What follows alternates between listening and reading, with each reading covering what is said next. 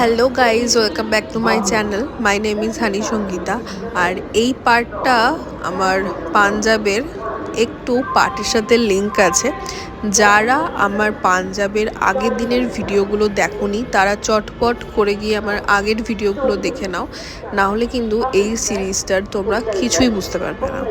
আমাদের আজকের ট্রেনটা হঠাৎ করে কিন্তু ক্যান্সেল হয়ে যায়, যেটা ছিল অমৃতসর টু জম্মু। আমাদের মাথায় হাত যে এবার আমরা কি করব। আমরা যখনই মেসেজটা পাই সাথে সাথেই আমরা চলে যাই স্টেশনে গিয়ে কোনো রকম আমরা হেল্প পাইনি। জাস্ট জানিয়ে দেওয়া হয় যে এখানে স্টেশনে আমাদের ট্রেনটা আসছে না। আমাদের অনেকটা টাইম হয়ে গেছিলো, এবার খিদেও পেয়ে গেছিলো, কিছু তো খেতে হবে। তাই পাপড়ি চাট আর এই আলু, মিঠা আলু যেটা বলছে, সেটা আমরা একটু খেলাম। কারণ না খেয়ে দিয়ে কন্টিনিউয়াসলি আমরা ঘুরেই যাচ্ছিলাম যে এরপরে কি করব। তারপরে আমরা টুকিটাকি একটু খাবার খেলাম। এটা কিন্তু ভেজ কাবাবি, মানে এটা কিন্তু কোনো নন ভেজ না, এটা ভেজ, সোয়াবিনের ভেজ করে এটা বানানো ছিল। তারপরে আমরা চলে গেলাম আমাদের প্যাকিং সারতে, কারণ আমাদের কিন্তু সেই দিন অনেক লেট চেক আউট ছিল।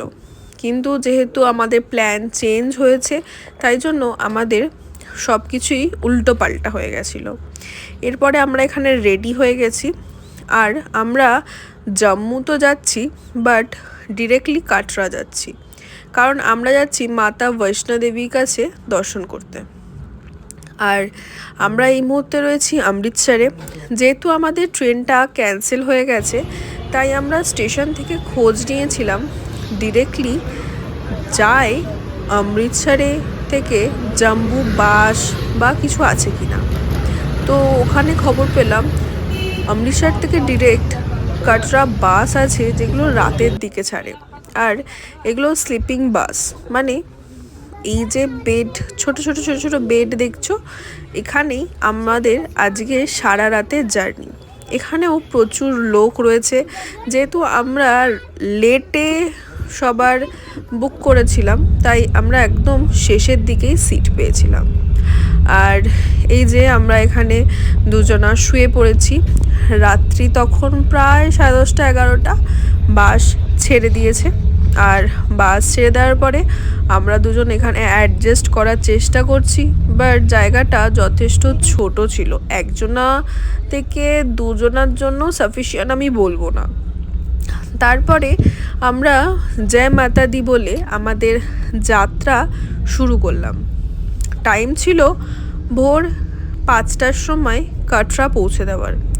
তবে আমরা ঠিক টাইম মতোই কাটরা পৌঁছেও গেছি। আমরা মাঝখানে তো ঘুমিয়েই গেছিলাম, ঘুম থেকে উঠে শুনলাম কাটরা চলে এসছে। তাই চটপট সব কিছু গুছিয়ে আমরা আবার নেমে পড়লাম কাটরা।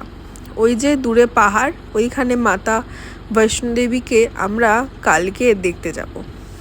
দর্শন কপালে থাকলে কি না মানুষ করে, আর যাদের দর্শন কপালে নেই তারা কপাল ঠুকে গেলেও দর্শন মায়ের পায় না।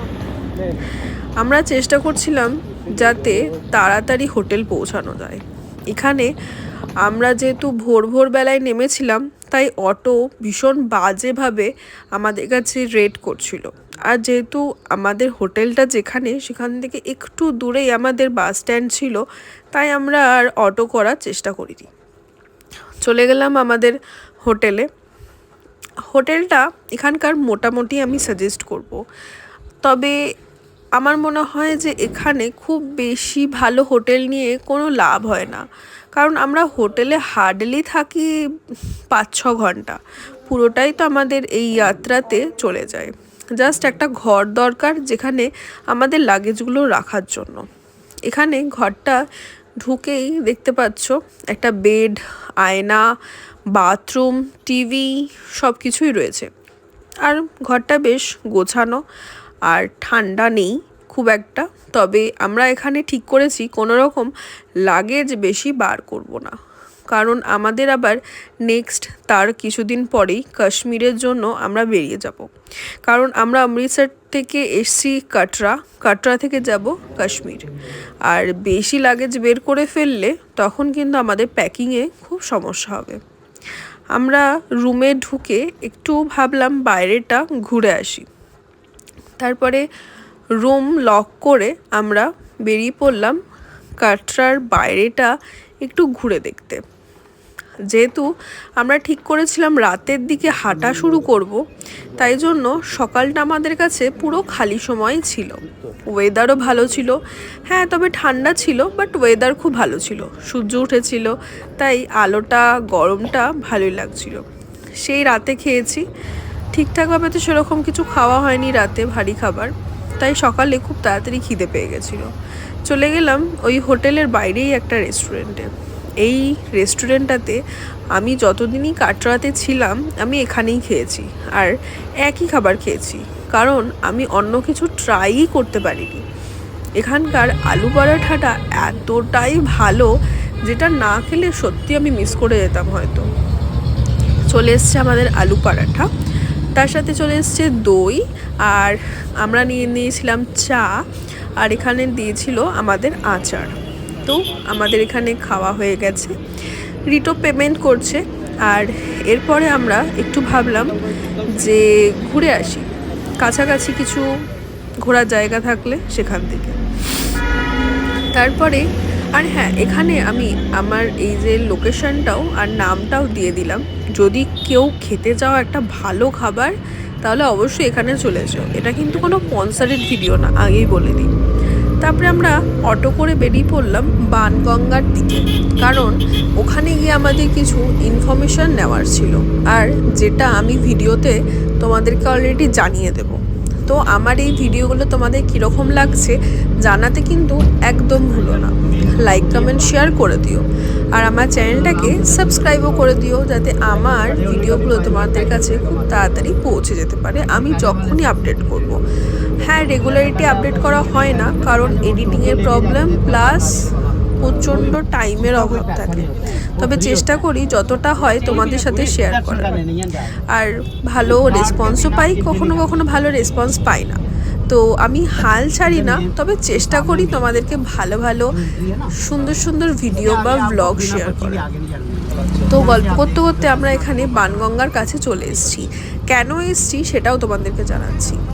যারা মাতা বৈষ্ণোদেবী দর্শন করতে যাবে তাদের একটা আইডি করতে হয়। সেই আইডিটা টাইম থাকে 6 ঘন্টা থেকে 8 ঘন্টা। সেই 6 ঘন্টা থেকে 8 ঘন্টার ভেতরে এই বানগঙ্গার যে গেটটা রয়েছে সেটাকে ক্রস করতে হয়। যদি তোমরা সেটা তারপরে করো বা 6 ঘন্টা যে লিমিটেড টাইম সেটা যদি পেরিয়ে যায় তাহলে কিন্তু একটু অসুবিধা হয়। এটার জন্য কোনো রকম পেমেন্ট লাগে না, এটা ফ্রি অফ কস্ট একটা আইডি আমাদেরকে প্রোভাইড করা হয়েছিল, যেটা আমরা সেই সময় নিইনি, যেটা আমরা নিয়েছিলাম ঠিক আমাদের যাত্রা শুরু করার 1 ঘন্টা আগে। মানে যখনই আমরা ঠিক করেছি যে এই টাইম থেকে আমরা যাত্রা শুরু করব, তার আগে আমরা অটো করে চলে গেছিলাম বাস স্ট্যান্ড। এটার অফিস স্টেশন আর বাস স্ট্যান্ডেই রয়েছে। এটা সাথে না থাকলে মাতা বৈষ্ণোদেবী যাত্রা করা যাবে না।